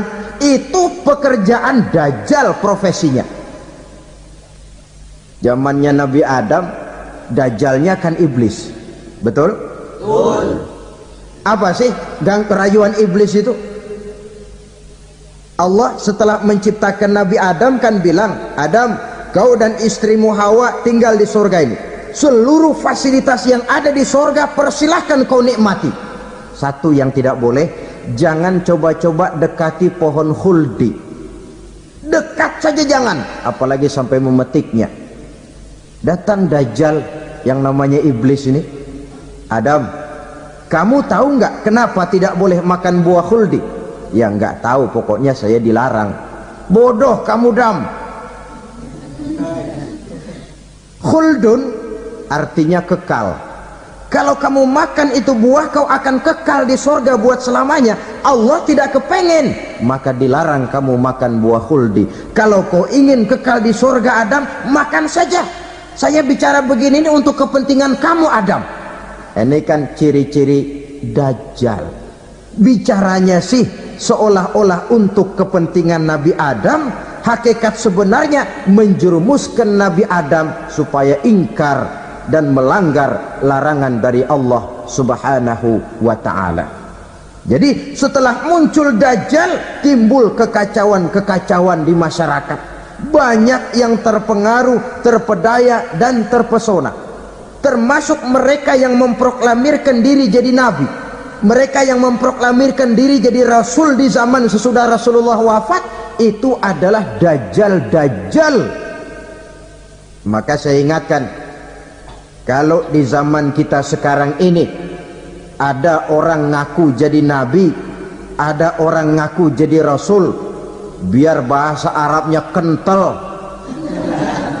Quran hafal, hadis ribuan hadis hafal, biar pakai serban sampai menyengser ke tanah, bahasa Arabnya fasih, tapi dia mengaku jadi nabi, jadi rasul, kita umat Islam wajib tidak percaya, wajib untuk tidak percaya. Itulah dajjal-dajjal zaman kita sekarang ini. Tidak mustahil mereka datang mempengaruhi orang-orang awam supaya berpaling dari Rasulullah, mengikuti mereka. Nah, di akhir zaman nanti, mendekati hari kiamat, dajjal ini muncul, dajjal kelas kakap, menyesatkan masyarakat manusia untuk berpaling dari Islam, mengikuti seruan mereka. Apalagi di antara datangnya kiamat itu, tanda yang besar itu, turunnya Nabiullah Isa Al-Masih, putra Maryam. Menurut berbagai hadis yang sahih, Nabi Isa Al-Masih nanti akan turun lagi, tidak membawa risalah yang baru, tapi meluruskan risalah Islam ini yang telah banyak ditinggalkan oleh masyarakat. Bahkan ada hadis menjelaskan beliau akan membunuh Nabi, mematahkan kayu-kayu salib, lalu melaksanakan haji dan umrah mengikuti syariat Nabi Muhammad, bukan membawa agama baru, menjadi semacam mujaddid, reformer, menyelamatkan manusia dari bisikan dajjal. Bahkan ada riwayat yang menjelaskan bahwa Nabi Isa berhasil mengalahkan dajjal, mengembalikan masyarakat manusia kembali kepada ajaran Islam yang datang dari Allah, dibawa oleh Rasulullah sallallahu alaihi wasallam. Dengan kata lain, turunnya Nabi Isa bukan sebagai nabi dan rasul baru, tetapi mengikuti syariat Nabi kita Muhammad sallallahu alaihi wasallam. Saudara hadirin, ibu-ibu hadirat yang saya hormati, kemudian apalagi di antara tanda-tanda besar akan datangnya kiamat itu? Keluarnya asap atau awan. Kata Nabi, inna min asrati sa'ah dukhanan yamla'u ma bainal masyriqi wal maghrib. Di antara tanda-tanda kiamat, munculnya awan atau asap yang memenuhi antara langit dan bumi. Ini pun diperkuat dalam surah Ad-Dukhan ayat 10, fartaqib yauma ta'tis sama' bidukhanin mubin fayughshan nas hadza azabun alim.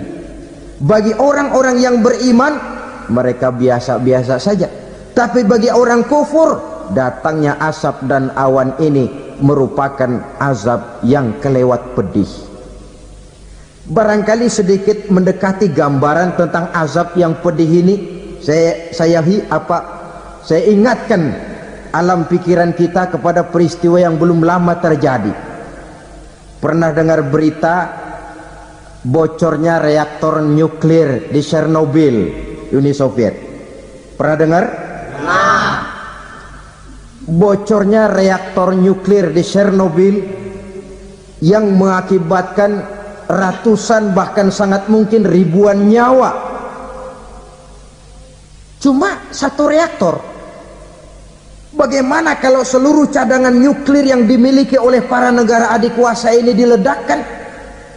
Bahkan yang konon menurut catatan, cadangan nuklir yang dimiliki bersama oleh Amerika dan Rusia sekarang ini sudah sanggup memusnahkan 6 miliar manusia, 1,5 kali lebih banyak dari jumlah manusia yang nongkrong di permukaan bumi ini. Saudara-saudara hadirin yang saya hormati, lalu saat mendekati hari kiamat, apalagi tandanya? Setelah Nabi Isa wafat, pada saat turunnya yang kedua kali, Lalu Allah meniupkan angin sejuk. Semua orang-orang beriman, orang-orang baik wafat, sehingga penghuni bumi ini cuma tinggal lagi terdiri dari orang-orang kafir.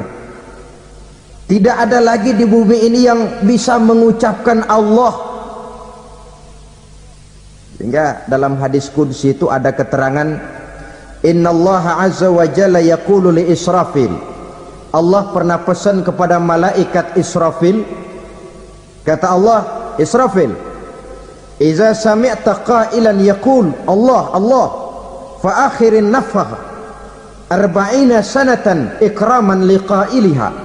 Hai Israfil, apabila kau dengar di permukaan bumi masih banyak orang yang mengucapkan Allah Allah, maka tunda sangkakala kiamat itu 40 tahun.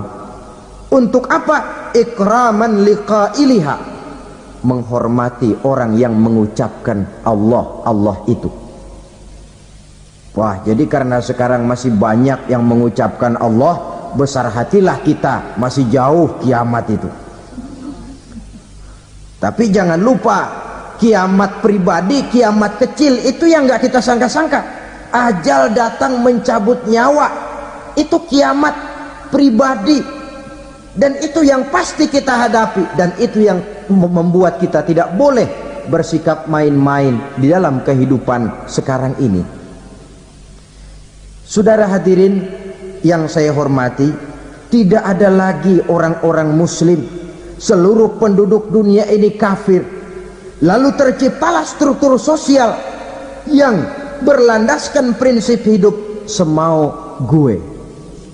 Bakal terjadilah prinsip di mana yang kaya menyantap yang miskin, yang kuat menindas yang lemah. Hidup sudah bagaikan di rimba belantara, berlaku hukum rimba, siapa yang kuat dia yang menang, siapa yang lemah menjadi mangsa. Timbul kekacauan, maksiat merajalela, munkarat menjadi-jadi, sehingga isi bumi ini penuh dengan segala macam perbuatan dosa. Tidak ada perlunya lagi alam diperpanjang temponya.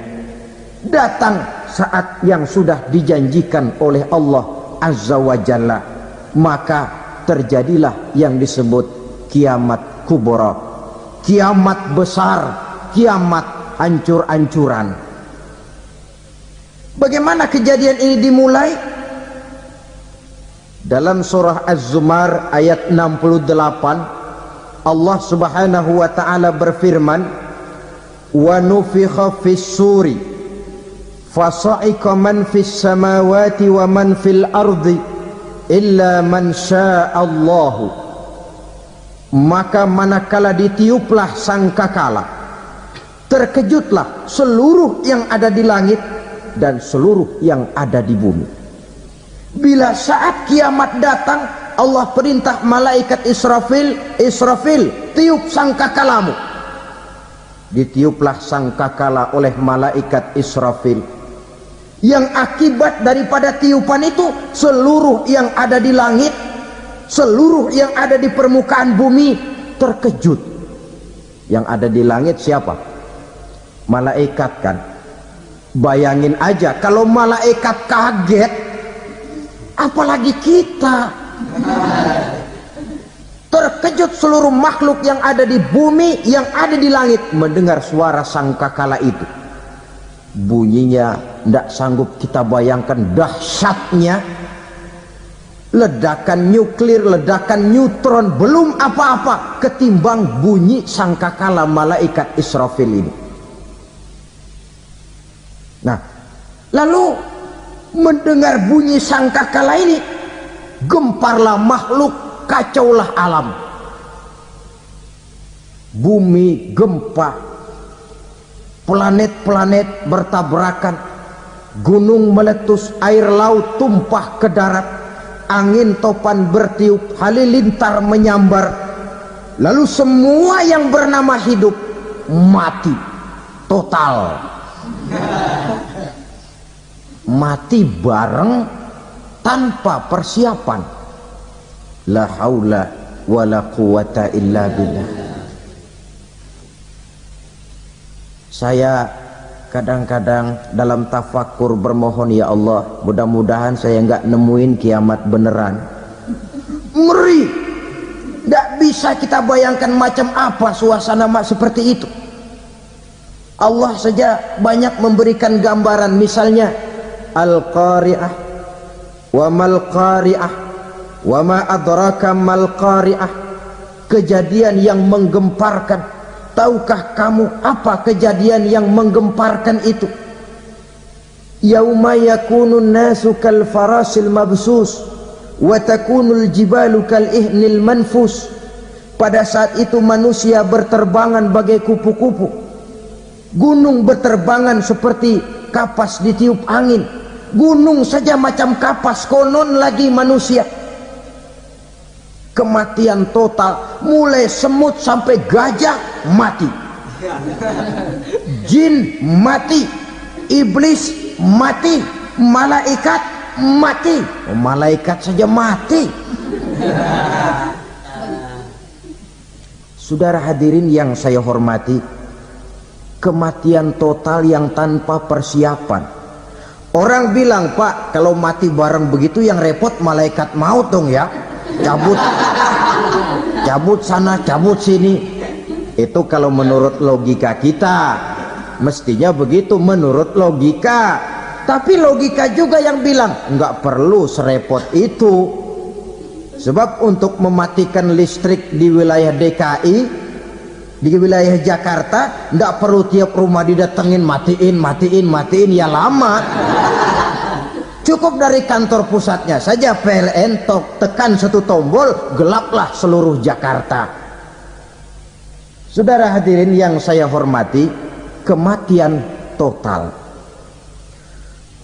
Lalu setelah kematian total, planet-planet juga mati, dalam arti tidak bergerak dan beredar. Angin mati, dalam arti tidak bertiup. Air mati, dalam arti tidak ada riak gelombang. Pokoknya semua mati. Kullu nafsin za'iqatul maut, semua yang bernafas mati.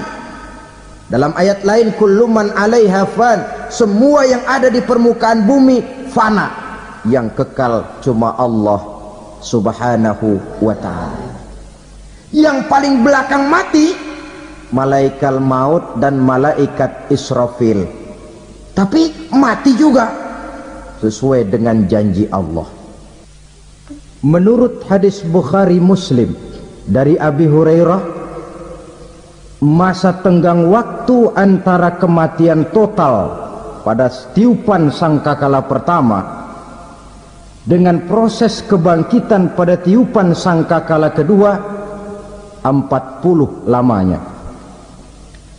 Tidak dijelaskan oleh Abi Hurairah 40 jam, apa 40 hari, apa 40 tahun. Hadis-hadis cuma menyebutkan 40 saja.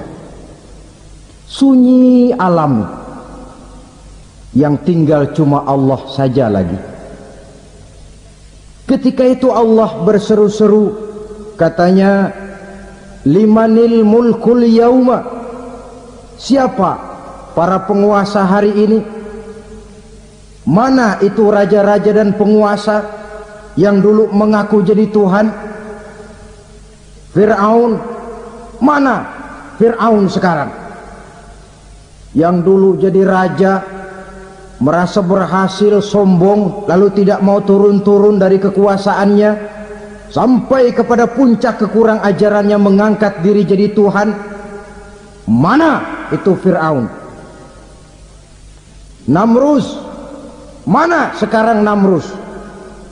La ilaha illa ana, ternyata tidak ada Tuhan lain selain daripada aku, kata Allah.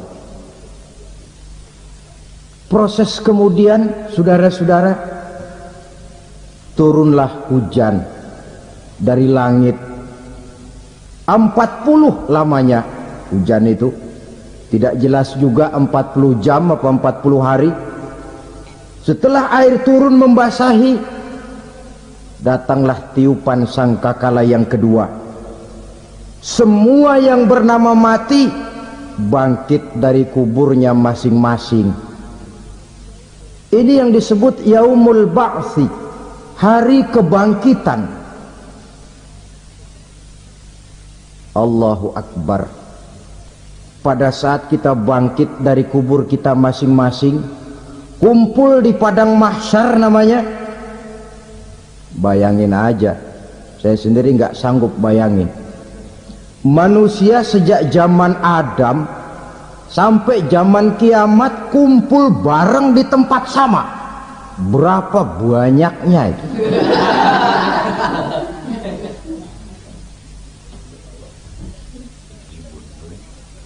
Dan yang luar biasa menurut satu riwayat, pada saat bangkit itu, Masya Allah, roman muka kita berubah, disesuaikan dengan amalan kita waktu di dunia ini. Barang siapa yang waktu di dunia amalannya itu amalan tikus,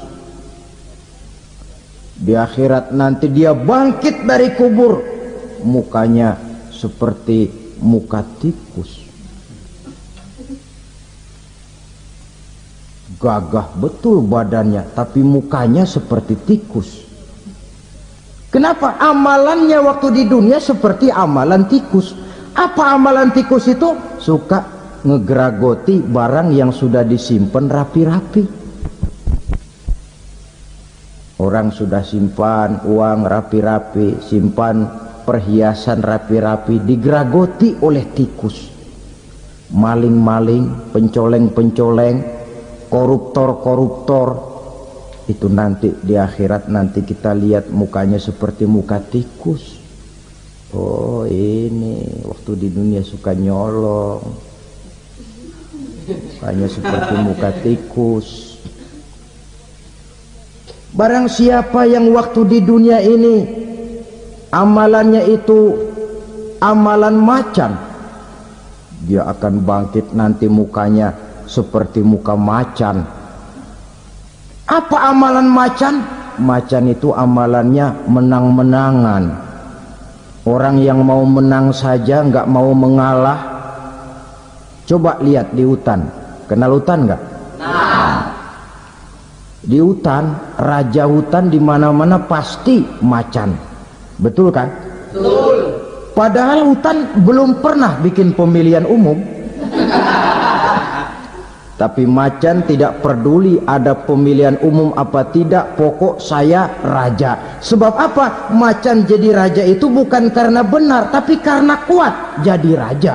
Setelah dia jadi raja, rakyat hutan yang mesti dilindungi malah dimakan oleh raja macan. Kambing rakyat hutan dimakan oleh macan. Ayam rakyat hutan dimakan oleh macan. Itu nanti kita lihat di akhirat itu mukanya seperti muka macan, gagah betul. Lalu barang siapa yang di dunia ini amalannya itu seperti amalan anjing, nanti dia punya muka seperti muka anjing. Apa amalan anjing? Pertama, anjing itu kalau disuruh jaga rumah, dia tidak bisa membedakan mana maling mana tamu. Biar yang datang maling, kalau bawa tulang, anjing kalem. Yang kedua, anjing itu akan setia kepada siapa saja yang memberinya roti. Siapa yang memberinya roti, itulah majikannya. Apa kata majikannya, pasti dia laksanakan. Soal benar atau salah dia tidak peduli. Setelah anjing dapat roti, dia tidak punya pilihan lain kecuali bilang, abdi mah kumaha juragan wae ayeuna mah.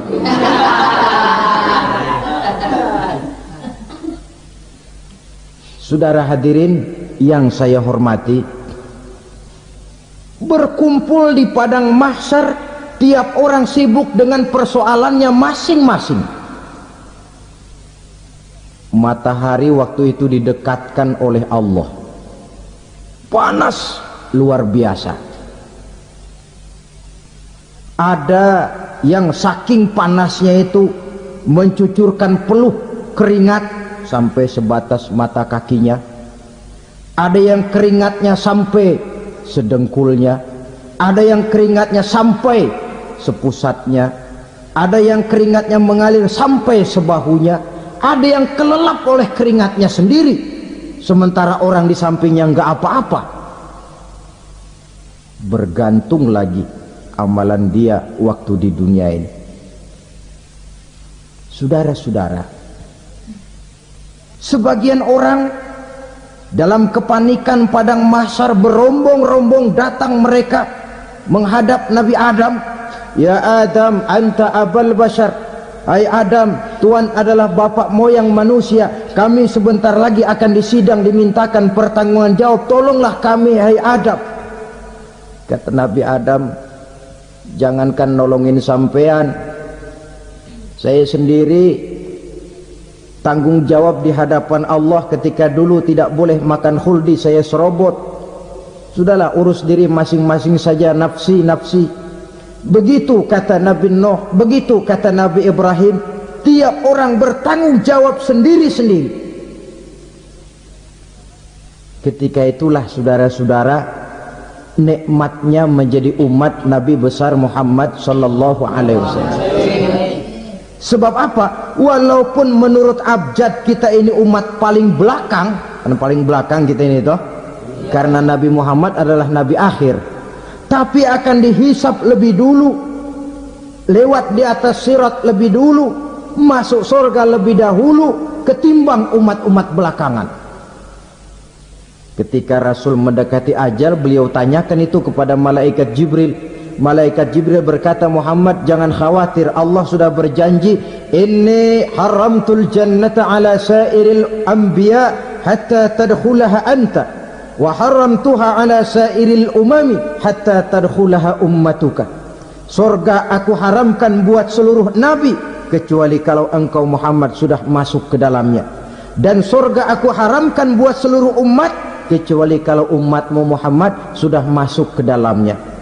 Logikanya, walaupun menurut abjad kita umat paling belakang, bakal dihisap paling dulu, lewat di atas sirat paling dulu, masuk surga paling dulu, kalau mampir ke neraka juga paling dulu. Ya resiko, resiko.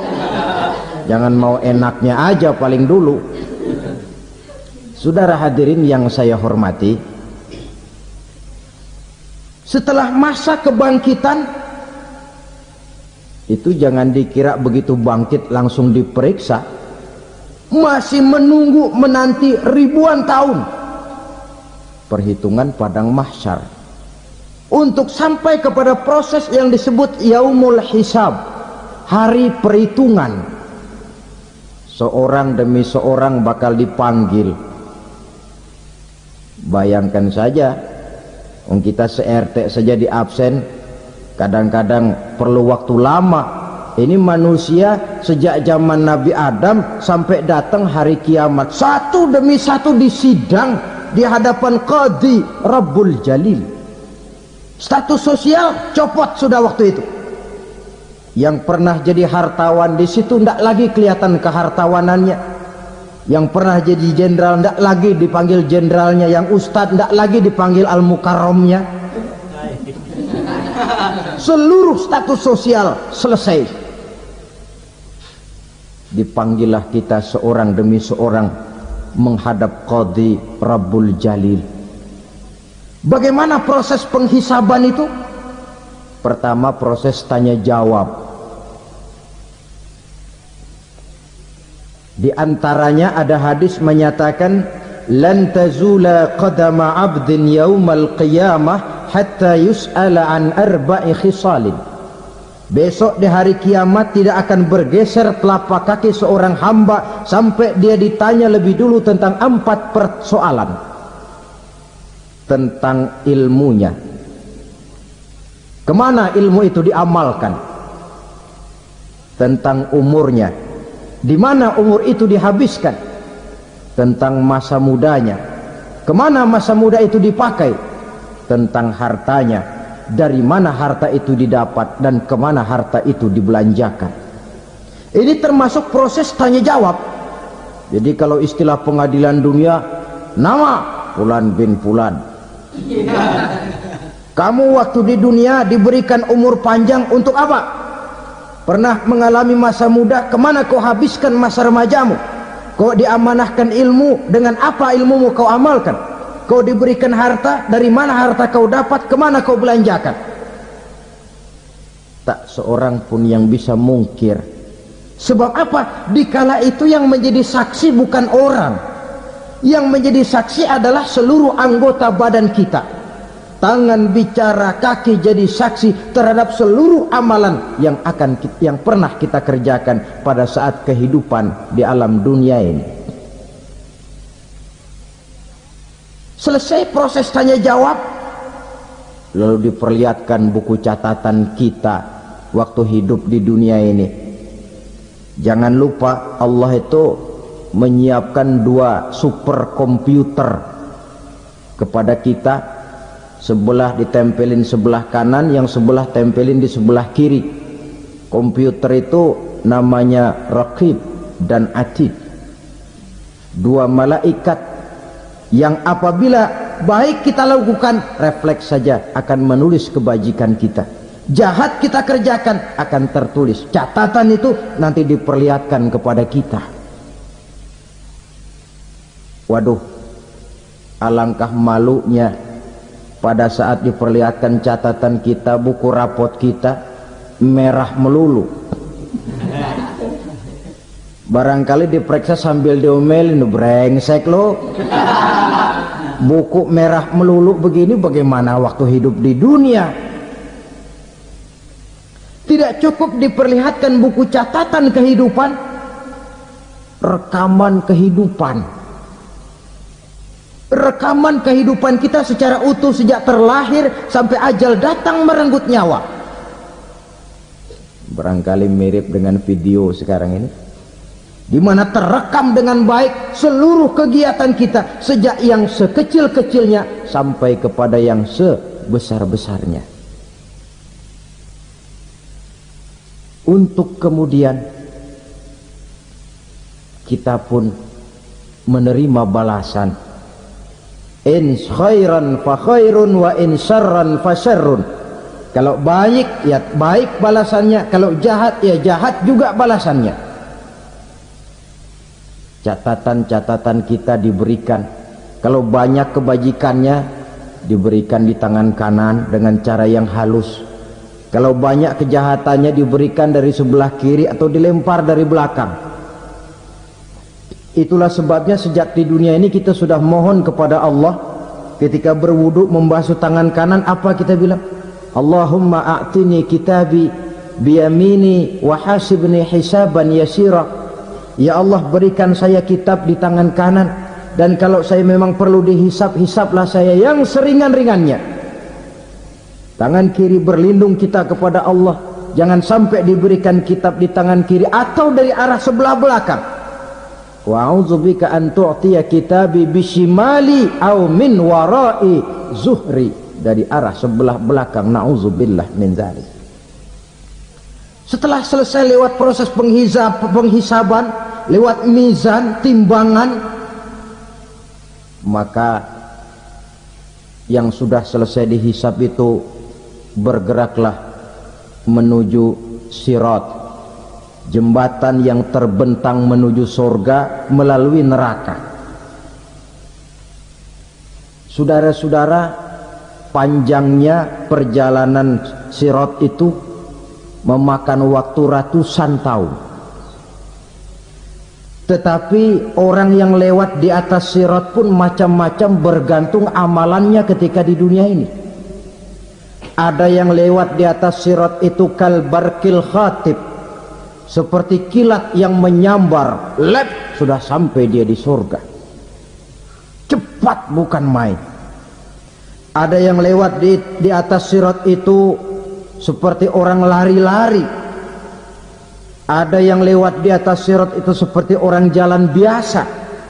Ada yang sambil merangkak, ada yang sambil ngesor, ada yang sambil gelayutan, ada yang selamat sampai ke ujung ke surga, ada yang tergelincir jatuh masuk ke dalam neraka, bergantung amalannya dalam kehidupan di dunia sekarang ini.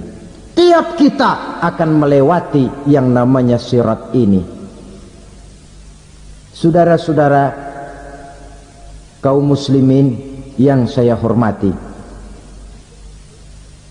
dengan demikian mereka yang selamat melalui sirat sampai ke terminal akhir surga, mereka yang ketika dihisab ternyata banyak kejahatannya daripada kebaikannya, mereka singgah di dalam neraka. Nah, adapun orang-orang yang beriman menurut ayat Quran dan hadis Nabi itu nanti ada bermacam-macam. Ada orang beriman itu yang dimasukkan surga. Ada orang beriman itu yang dimasukkan ke dalam surga. Ada orang beriman itu yang disebut penduduk surga. Kenapa lain-lain, Pak? Karena waktu di dunia amalannya juga lain-lain. Ada orang beriman yang masuk surga. Ini paling murah tiketnya. Mau masuk surga? Kata Nabi begini, ma min abdin qala la ilaha illallah thumma mata ala dhalik illa dakhalal jannah. Kalau seorang hamba sudah mengucap dua kalimat syahadat, dia yakin dengan kebenaran kalimat itu sampai matinya, orang itu akan masuk surga. Abi Dzar yang waktu itu diajak bicara heran, ya Rasul kok gampang betul? Iya, walaupun orang itu mencuri, iya, walaupun orang itu berzina, iya, biar dia mencuri, biar dia berzina, kalau dia sudah mengucap dua kalimat syahadat, dia yakin dengan kebenaran kalimat itu sampai matinya, itu orang akan masuk surga. Jadi masuk surga cukup dua kalimat syahadat, yakin sampai mati, masuk surga. Itu perkara masuk. Tapi kalau pertanyaannya diterusin, masuknya kapan, Pak? Nah, ini lain lagi urusannya. Sebab ada yang masuknya itu langsung, ada yang mampir dulu. Di sana tempat cuma dua, kalau tidak surga, neraka. Mau ke surga tapi mampir dulu, yang mampirnya jelas di neraka. Kenapa? Dalam hadis qudsi ada riwayat, nanti itu di akhirat, setelah Allah selesai mengatur penduduk surga masuk surga, yang neraka masuk neraka, Allah berkata kepada malaikat Malik, malaikat Malik, labaik ya Allah, itu bajingan-bajingan tengik, manusia-manusia durjana yang waktu di dunia tidak mau sujud, jauh dari ulama, gemar melakukan yang munkarat dan maksiat, hidup di tengah masyarakat selalu jadi bibit keonaran, kufur, sudah masuk neraka semua. Sudah ya Allah. Nah, kalau sudah, coba sekarang kamu masuk, Malik. Saya, iya, masuk neraka. Mau apa ya Allah?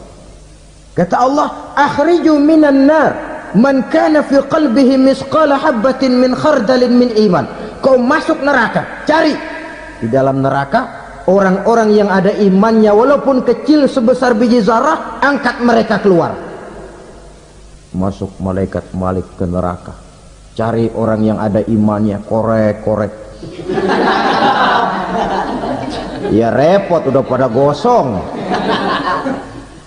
Yang ada imannya diangkat ke atas, yang ada imannya diangkat ke atas, lalu dimandikan di Nahrul Hayat, namanya sungai kehidupan di akhirat nanti. Cakep lagi rupanya, bersih lagi wajahnya, apel di hadapan Allah.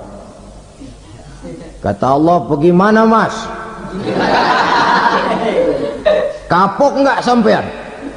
Kapok ya Allah. Nah, kalau kapok, idhab fadkhulil jannah, pergi masuk surga sana. Berangkat mereka ke surga, ketemu sama teman-temannya yang udah sampai lebih dulu, yang nggak pakai mampir lagi.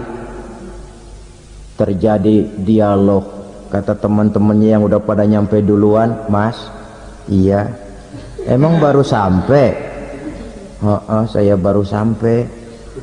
Memang mampir di mana dulu, Mas? Kita sudah lama sampai di surga. Saudara buka surah Al-Muddatsir ayat 34-35. Masalakakum fis saqar? Kenapa kamu mampir di neraka Saqar? Qalu lam nakum minal musallin. Mereka menjawab, kami mampir di neraka Saqar, Mas, gara-gara dulunya kami waktu di dunia ndak pernah sholat. Ndak pernah sholat? Ndak pernah. Kan rumahnya dekat masjid, cuma dekat doang, Mas. Sholat mah enggak saya. Enggak pernah ngasih makan fakir miskin, enggak pernah hadir di majelis taklim, pendeknya enggak pernah melakukan kebajikan, maka saya pun mampir di neraka Saqar. Untung betul saya punya iman, Mas, sedikit. Waktu hidup di dunia dulu saya pernah mengucap 2 kalimat syahadat, sekali-kalinya waktu mau kawin. Masya Allah, untung saja kawin, kalau nggak kawin polos.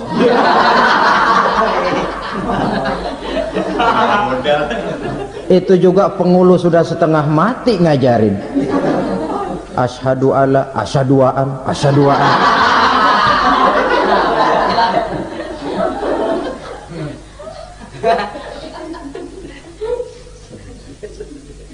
Ini namanya masuk surga, ada mampir dulu. Ada pula orang mukmin itu yang dimasukkan surga. Namanya dimasukkan kan terima beres. Saya masuk ke rumah, jalan sendiri, cari tempat sendiri. Saya dimasukkan ke dalam rumah, terima beres, pokok ada di dalam, itu dimasukkan namanya. Nggak pakai mampir. Tapi tentu tiketnya lebih mahal ketimbang yang pertama tadi. Apa kata Allah? Innal ladzina amanu wa amilus solihat la ukaffiranna anhum sayyi'atihim wa la udkhilannahum jannah. Sesungguhnya orang-orang yang beriman kemudian beramal soleh, kami hapuskan segala dosa dan kesalahannya, kami masukkan mereka ke dalam surga. Lihat ayatnya, Allah yang memasukkan, kita yang dimasukkan. Tidak pakai transit, tidak usah mampir. Cuma tidak cukup syahadat, tidak cukup amanu, tapi diiringi dengan wa'amilus salih. Iman, amal.